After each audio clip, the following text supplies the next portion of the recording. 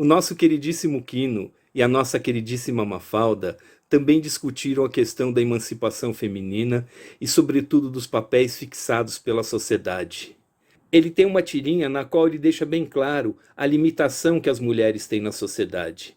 A mãe da Mafalda está fazendo um faxinão daqueles de fim de semana na casa e de repente encontra umas partituras. Bate aquela nostalgia e ela pensa: ah, meus 13 anos, nossa, minha professora, ela pensou que eu seria uma grande pianista.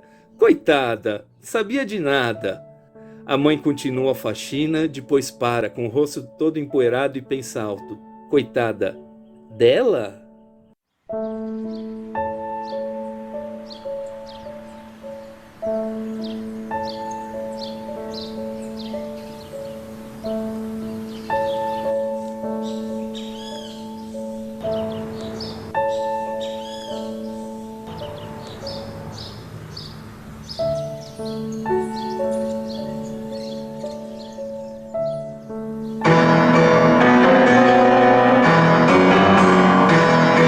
Essa tirinha também permite a gente discutir as restrições que as mulheres têm para ser músicas na nossa sociedade. Muitas vezes, quando aceitas, são limitadas ao piano ou ao canto, mas sempre com dificuldade de empoderamento, sempre com dificuldade de plenamente exercer a sua musicalidade. A Lina Noronha, companheiraça aqui do canal, que também é música de orquestra, ela tem algumas considerações bastante interessantes sobre esse aspecto. Vamos ouvi-la. Isso me lembra coisas da geração em que as moças aprendiam piano. As meninas eram todas colocadas para estudar piano.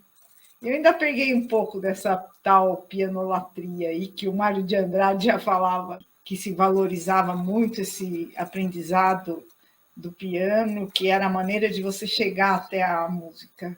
A maneira de você aprender música era aprender um instrumento. É o aprendizado tradicional, vamos dizer assim, a moda antiga. E o piano é que era o símbolo do instrumento, que era de bom tom você aprender a tocar piano. Então, essa tirinha me lembrou, a primeira coisa foi isso daí. Isso é da época que as pessoas não tinham meios para ouvir música que não fosse fazer música ao vivo. Essa herança aí do século XIX de ter um piano em casa, de você tocar para poder ter música.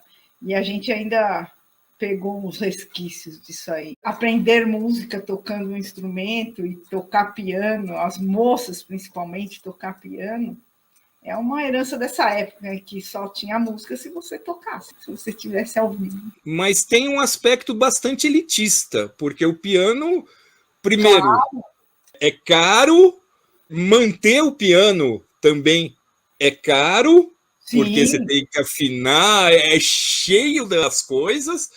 Você não leva o piano para o boteco. O movimento, vamos dizer assim, de resistência pela música nos Estados Unidos passa muito pelo piano, pelo jazz, pelo blues, e acaba sendo uma coisa, vamos dizer assim, uns espaços de sociabilidade que é onde tem o piano. E no Brasil isso não foi por aí.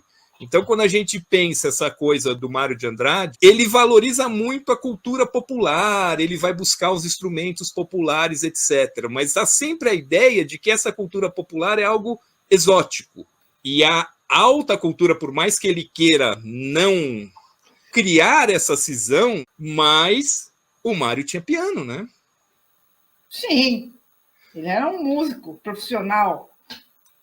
Mas ele Como não músico, tocava tambor, ele não tocava samba. ele teve uma formação tradicional, que era o piano à base, era isso, ainda mais naquele tempo dele. Se até na minha época de formação o piano era a base, ainda é, imagina na época do Mário de Andrade, que tinha toda essa questão aí. Mas o piano tem esse lugar também, aqui entre nós, no Brasil, de ser um símbolo da classe média, um De símbolo status, né? é um símbolo móvel que dava um destaque na casa da pessoa. Mostrava que ela, olha, tem um piano, olha só. Né? Então, ela não está tão ruim assim, olha que beleza. É mais fácil caber um violão do que um Ah, piano, né? sim. Mas acho que o principal mesmo é o valor, né? Porque um piano é um instrumento caro. Por mais simples que ele seja, não é uma coisa barata e acessível de jeito nenhum. não dá para comparar com o violão. Essa questão também assume outros contornos relacionados às limitações econômicas e, em última análise, à divisão de classes a que todos estamos sujeitos na nossa sociedade capitalista. Nas orquestras sinfônicas em geral, as mulheres são franca minoria. Quanto mais importante a orquestra, mais destaque ela tem, melhor o salário que ela paga, menos mulheres você vai encontrar ali.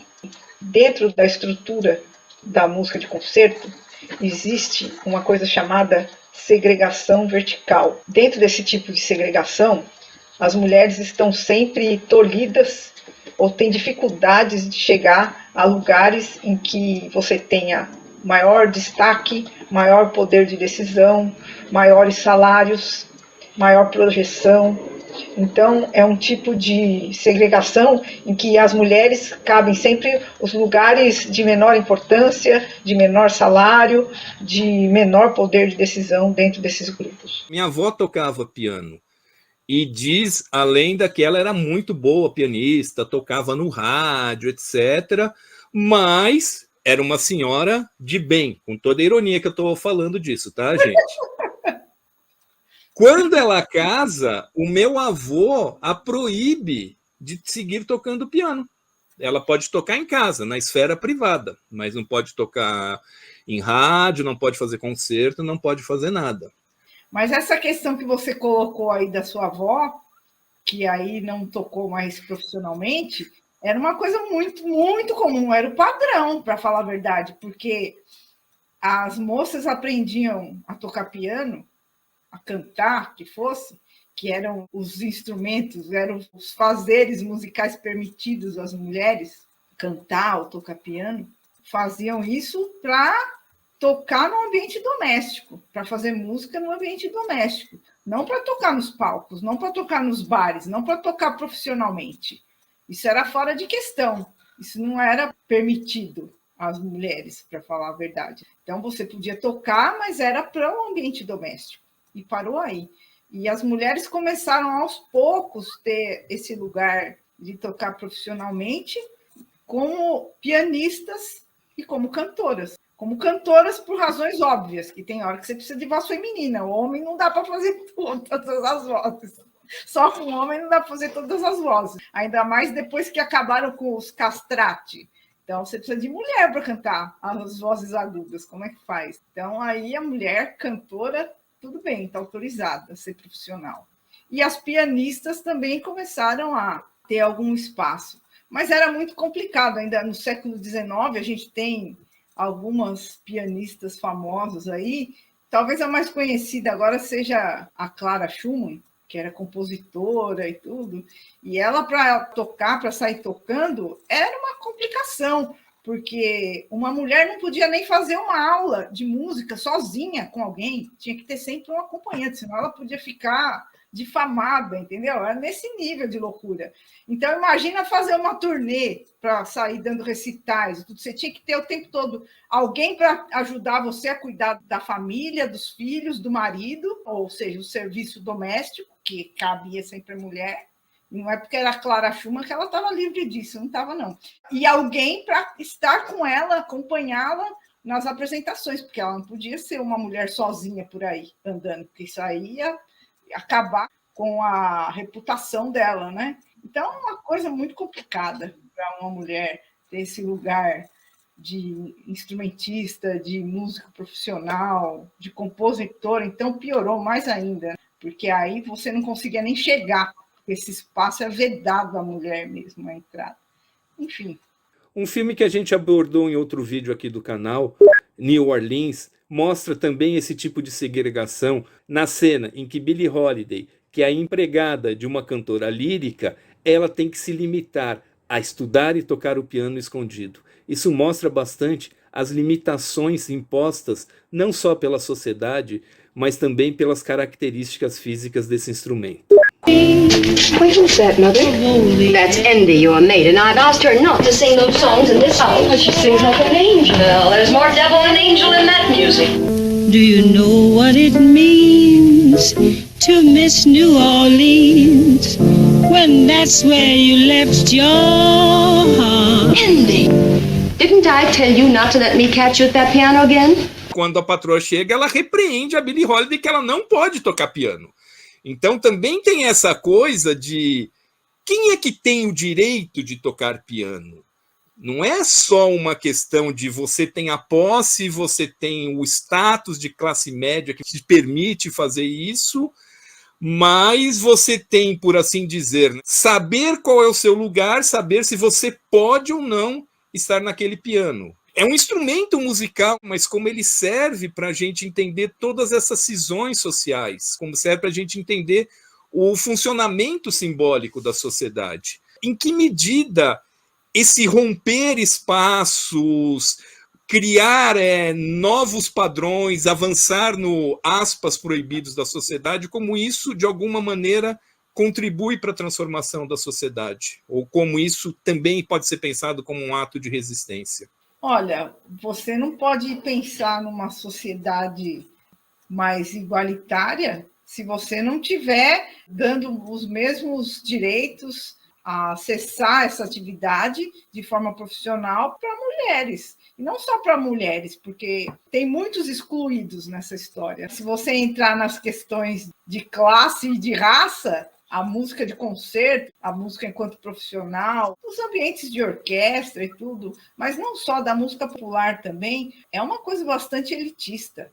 Nas orquestras, você não só vê poucas mulheres, eu vi agora o vídeo do encerramento da Orquestra de Estudantes do Festival de Inverno de Campos do Jordão, e eu fiquei até chateada, porque eu vi aquele vídeo e você tem que ficar procurando ali para achar mulher ali dentro. Quer dizer, a gente não está melhorando nisso daí. Continuamos do mesmo jeito, tanto tempo depois de quando eu fiz essas coisas como estudante em festival, continuamos do mesmo jeito. Você pouco vê mulheres ali. E se você procurar por negros, menos ainda você vai achar ali. E a gente sabe que é uma coisa muito elitista. Você estava falando do piano enquanto um símbolo de status, uma coisa elitista, que não é um instrumento do povão, não é um instrumento popular, porque ele é caro, porque ele é grande, porque não dá para transportar facilmente. E a gente vê isso na profissionalização da atividade musical enquanto instrumentista. Como é que você chega nesse lugar? Por que a gente vê poucas mulheres? Por que a gente vê poucos negros? É uma questão muito além do ter talento para música, do querer tocar, de gostar de fazer música, porque a gente sabe que tem toda uma estrutura social aí em volta que faz com que o aprendizado da música seja ainda para poucos. Então, você levar as pessoas a terem acesso a esse fazer musical e terem a possibilidade delas, se quiserem vir a ser profissionais da música, terem essa chance, já começa aí muito antes da gente falar da música em si, mas começa quando a gente trata dessas questões sociais que falam da educação, do acesso ao aprendizado musical, como é que você vai fazer para ter acesso a um professor de instrumento, a um instrumento que não é uma coisa barata, mesmo que não seja o piano, um outro instrumento qualquer. Enfim, então, quando a gente fala da mulher ter acesso a esse lugar, a gente está falando, sim, de alguma coisa que implica em mudanças nas estruturas sociais que a gente tem aqui para que isso melhore. Então, isso faz muita diferença na nossa conjuntura. Essa ausência de mulheres nessa atividade reflete toda uma conjuntura na qual a gente está inserida. Dá like no vídeo, qual que é a letra que começa a palavra like? É um forte e retumbante L, L de like. De Lina. Lina, de Lopes André.